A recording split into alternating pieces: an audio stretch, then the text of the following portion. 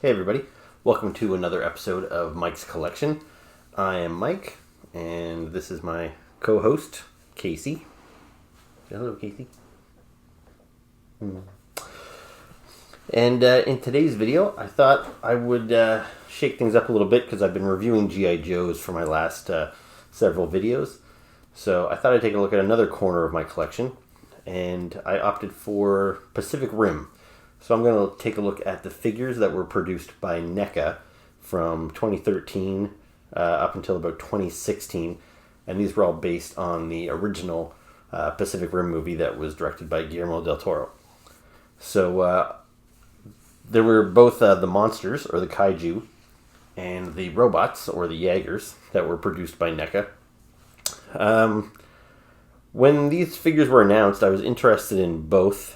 But upon seeing the movie, I wasn't thrilled with the Jaeger designs, especially the main one, Gypsy Danger. And so I wasn't super keen to get the figures, and my nephews got a few of them before I ever had the opportunity, and they broke really easily. Their arms were breaking off after a few minutes of play, and I said, yeah, I'm not going to bother with those. So I just collected the monsters. I'm much more of a monster guy than a robot guy anyway. So, in this video, I'm going to take a look at, all the figures that I picked up from NECA.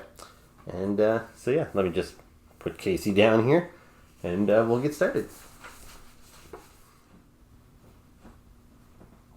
Okay, Casey's just getting cozy over here, and that should allow me to focus on my review. So, the first Kaiju figure released was Knifehead. And he came out in Wave 1 with a couple of Jaegers.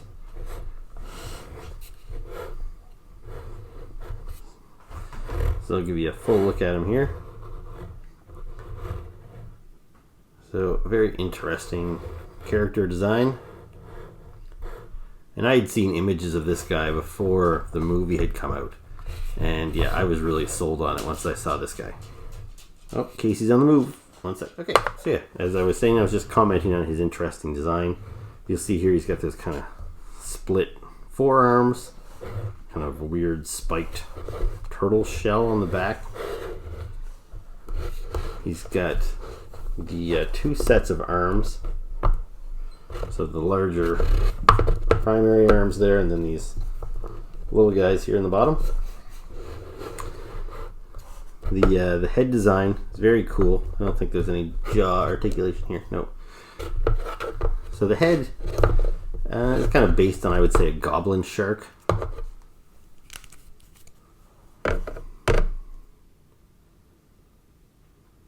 So those, he's got multiple eyes there. Really kind of creepy looking face. And I love the look of Knifehead. And I thought this was a pretty cool figure. And yeah, I was really looking forward to building a whole army of these guys. Now the paint job is pretty good as well. There's not a whole lot. He's obviously molded in this kind of gray plastic. But then he's got the yellow paint kind of going through him, which we saw in all the Kaijus in the movie. They have that kind of, I don't know, translucent blood or something that goes through their veins.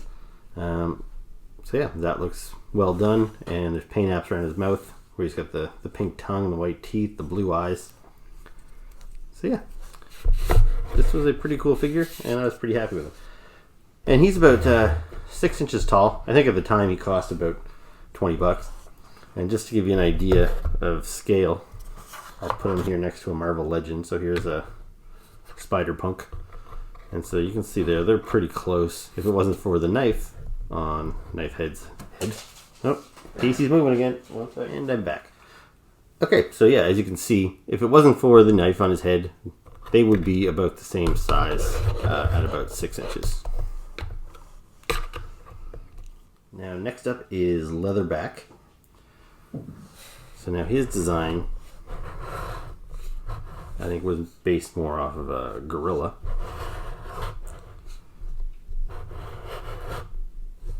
And so he's much bigger and bulkier than Knifehead. Now in the movie, that was partly described by, because Knifehead was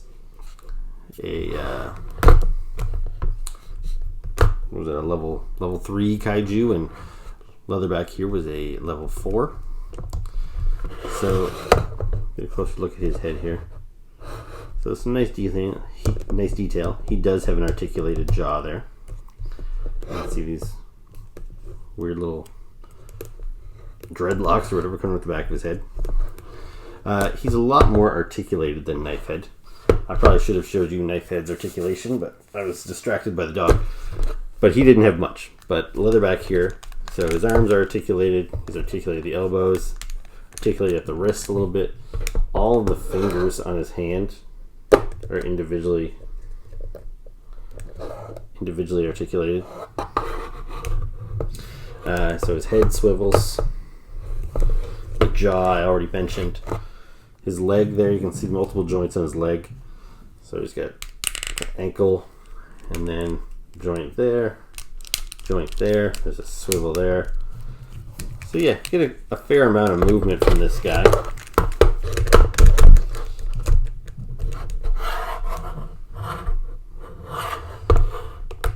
You can get him in multiple poses, but he's rather top heavy, like an ape, so he can't really stand on his hind legs alone. You're gonna have to support him with the front hands there.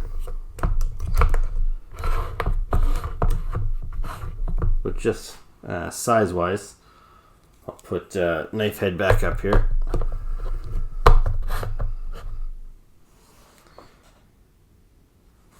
And so they still look to scale, but you can definitely see that Leatherback is bigger, and I think he was more expensive. But still within reason. If he was $19.99, he was like $29.99.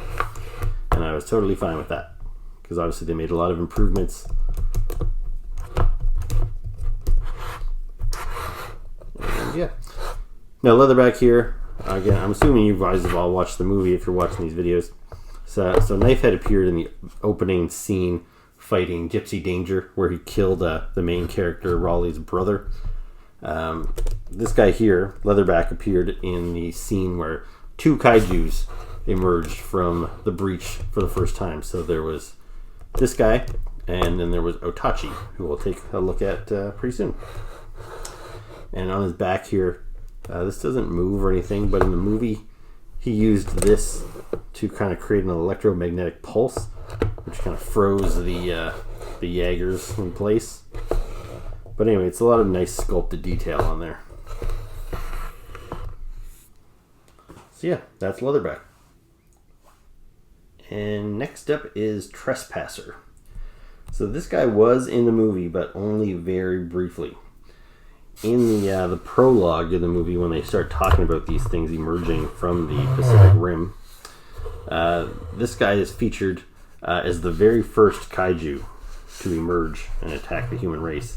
And he is seen attacking the Golden Gate Bridge in San Francisco. So it's just a quick shot. You see the shape of his head and his claws coming over top of the bridge. But that's about it. There wasn't a whole lot else featuring him. So now he's got a cool design. His name obviously comes from the axe. I'm getting ahead of myself. This is Trespasser. Axehead is another character who also has an axe on his head, but I'll talk about him shortly. But yeah, so with his design, he's got kind of the axe as opposed to the knife, like Knifehead. He's got the articulated jaw as well. Multiple eyes, the painted detail on the teeth and the tongue. Now, he's very similar in design to Knifehead. So you'll see he's got the secondary arms. He's got the split forearm there. So yeah, very similar. I'll bring Knifehead back for a second. And so they're different. You'll see Trespasser has a much larger shell on his back as opposed to Knifehead.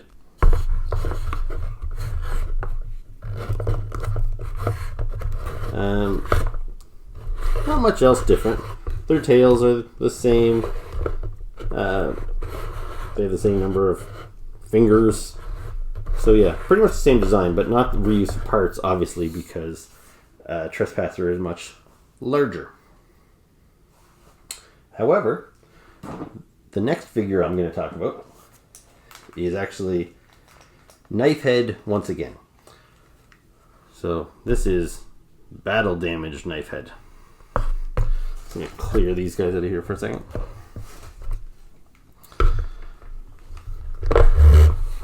So this is a second version of Knifehead. And once NECA had decided they were going to go with a larger scale figure, they went back and redid Knifehead. And I actually didn't buy this guy right away because I thought, well, I just got this guy. I don't really want to buy him again, especially now that he's gotten more expensive. But as I bought a few more of these figures, I realized, well, Knifehead's my favorite. So I don't want my one Knifehead to be this rinky-dinky little guy, the smallest guy of the group. So I went and got this one, and I was glad that they actually went with battle damaged. So I didn't feel I was necessarily buying the exact same figure, just a couple inches bigger. So all that blue, bloody area and kind of the torn face, that's different from the smaller version. So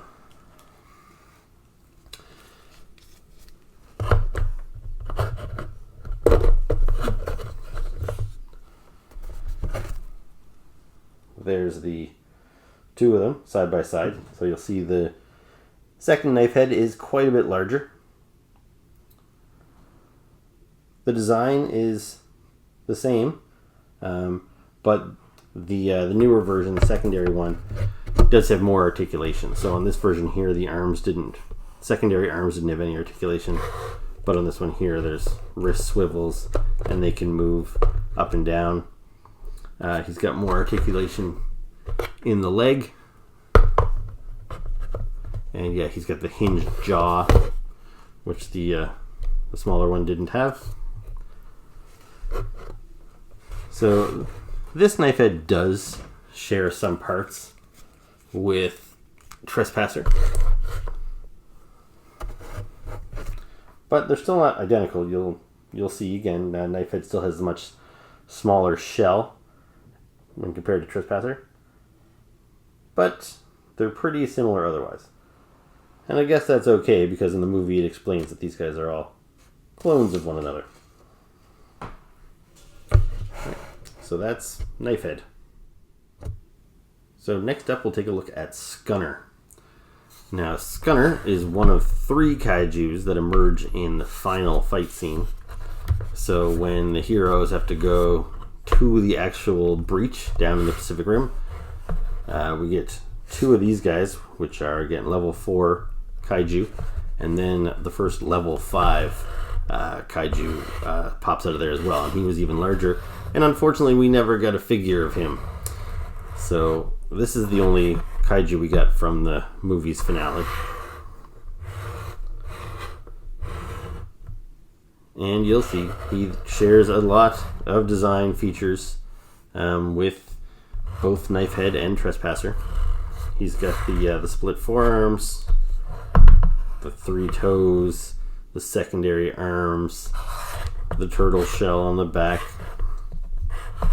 Now his head design,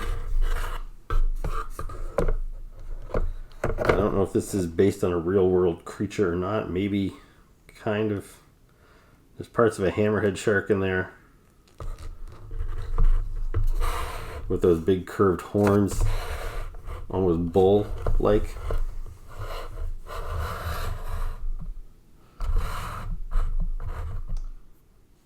Okay, so let's compare Skarner to the other 2 we already looked at. So we already know Trespasser and Knifehead, they share a lot of parts. They have the same tail, the same hands. But with Skarner, you'll see he actually does have different hands. It's still 3-toed, but the fingers aren't spread apart. It's more like a swatting hand, less like he can grab something. His secondary hands are similar, so again, they're not the same as the secondary hands on the other guys. His tail is different. He's got a little bit more spiky tail, where this guy's is just the one spike. The shells, so Trespasser still has the largest shell. Skarner's is quite small. Looks like he might have the same shell, just with a different paint job. But even that's hard to tell. This looks like a Knifehead might have a little sharper point there as opposed to his being a little more dulled. But they're similar. Another difference you'll notice on Skarner here is he's got these kind of like almost shoulder pads or shoulder plates. The other guys don't have those. So next up is Axehead. So I'll just give you a little spin around of him.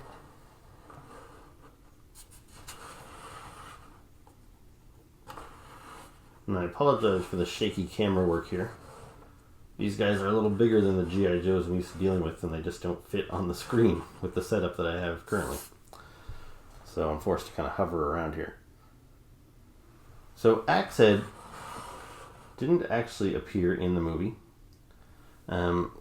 He is based on the prototype. He was like the concept art for Trespasser. So Trespasser, his design is what ended up in the movie. I'll just bring him out here again. So there's Trespasser with Axehead. Now, when Axehead was announced, I originally thought I wouldn't be buying him. I didn't feel I needed to spend, because these guys were getting more expensive. I don't remember what these were at this point, but they might have been 40 or maybe even $50 at this point in time. I think these guys were only around 40. But yeah, I didn't really feel it was worth buying one with just a different paint job. But once I saw him in store, I realized that he was more than just a repaint. They're actually fairly different. The head designs are actually different. It's not a repainted head. The shells are different. So his is much smaller, but his is not even the same piece as we saw on Skarner and Knifehead. Because if you recall, they had this kind of the small little nub at the top where he's got the big spike. So that's a unique piece. He's actually got the same hands, those kind of swatting hands, as Skarner, as opposed to the big open claws of Trespasser here. Yeah, so he's kind of a bit of a mix of parts. And yeah, his paint job is pretty unique as well. So rather than have the lines running through him, as we've seen on all the other figures so far, he's got this almost look like stars or something, little spots all over him. So I thought, yeah, you know what, he's a different enough looking figure, not only sculpt wise, but also in his color scheme with the kind of green and the yellow dots, that he's unique enough that I will add him to my collection as well. Yep, so that's Axehead. So next up we have Itachi. So this was the other kaiju that was in the scene with Leatherback when the two of them were fighting Gypsy Danger together. So he is much larger than the other figures, and he was much more expensive. I think this guy was in like the $70 range.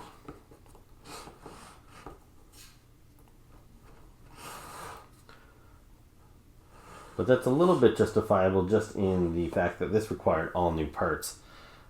They might have reused a little spot on the leg here or there, but for the most part, he's brand new. Now, his tail here is articulated. It does have a tendency to pop off like that. But you'll see here that each of these claws is articulated. They can move, so he can grab with that. And there are multiple points of articulation throughout this thing. So you can pose that around. He's a little easier to handle without it. So you recall in the movie he was hunting down Charlie Day. At one point Charlie Day was hiding underground and Itachi stuck his tongue out to find him. So his jaw splits open and he does have that kind of weird blue tongue inside. Now he actually, that tongue there, that one snaps out, and he did have a long protruding tongue that came out about, I don't know, yay far. And yeah, so I have that piece as well, but it's tucked away in my bin of accessories. This figure also came with a little baby Itachi who didn't have any articulated points. It was only about this big. But if you recall in the movie, after Itachi died, they go inside of his body and they find a little offspring that lasts just long enough to eat. His name's escaping me at the moment, but you know who I'm talking about. So anyway, that was a neat little add-in to get the baby. Now, you'll see here on his forearms, he's got the folded wings. Those, unfortunately, don't open up. Take a look at the bottom half of them there. So again, pretty neat paint job.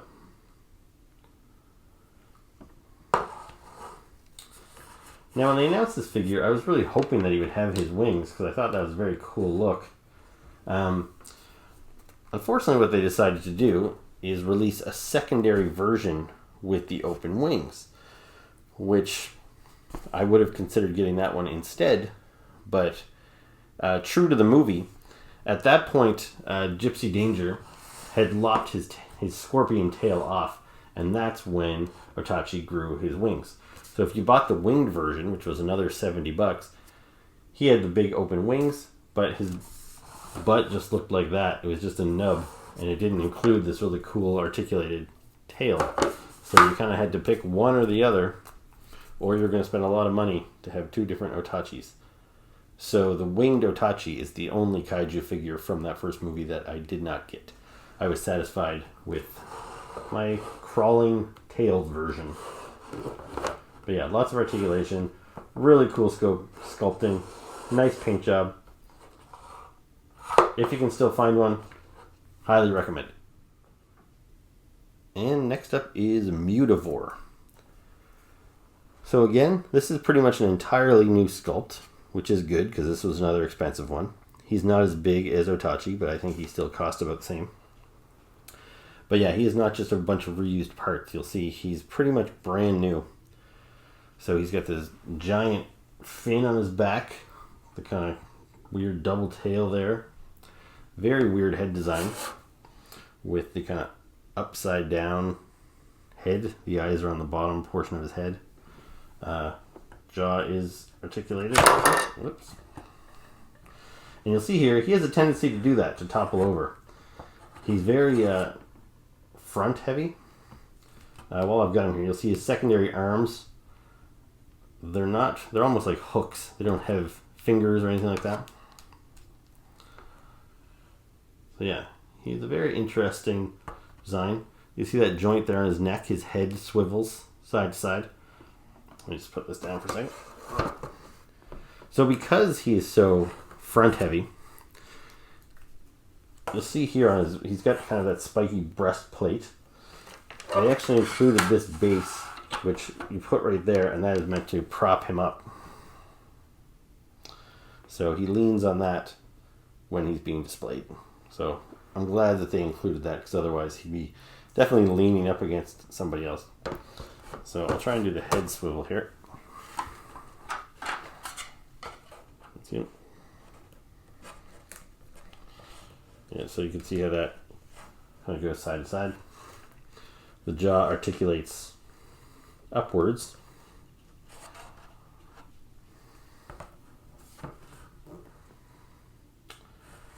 Yeah.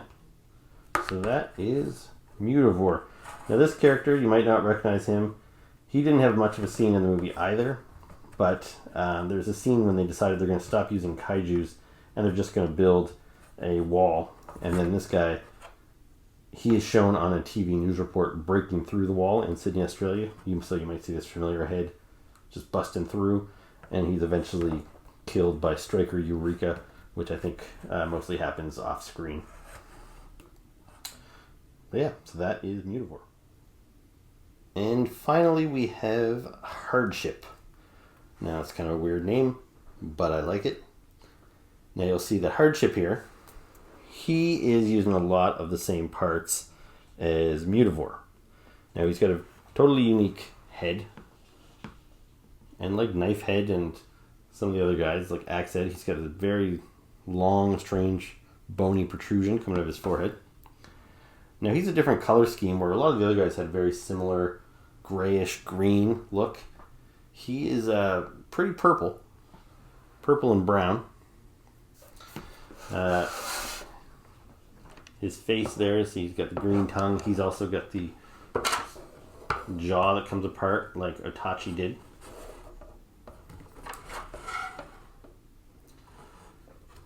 Now he's got little hook arms as well, but his are facing upwards as opposed to Mutavor's, which are facing down. Now, let me just display him next to Mutavor so you can see the differences. Okay, and I've actually got them both displayed here without their support beam, so hopefully they don't topple over on me. But, so you can see where they have shared pieces, but you can also see they have quite a bit of difference. Starting with their feet. He's got those weird little pointy toes where his are much flatter. The hands appear to be the same. Like I said, the secondary hands are probably the same pieces, but his face downward, well, his face upward. These shells are obviously quite different. He's got a turtle shell, again, kind of a unique design on that with the big protrusion on the bottom. So a new piece, but similar to that seen on Skarner and Knifehead.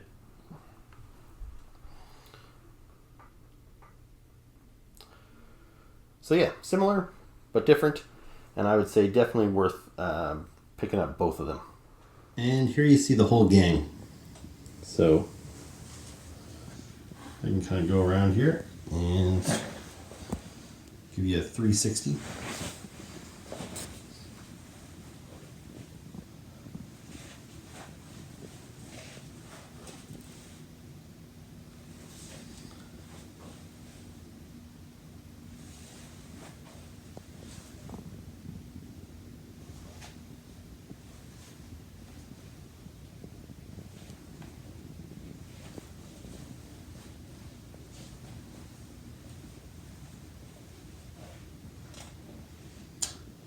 So yeah, even if you didn't love the movie, which I did, but I think these figures are great.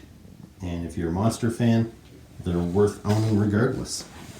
So that is my review of the Pacific Rim Kaiju.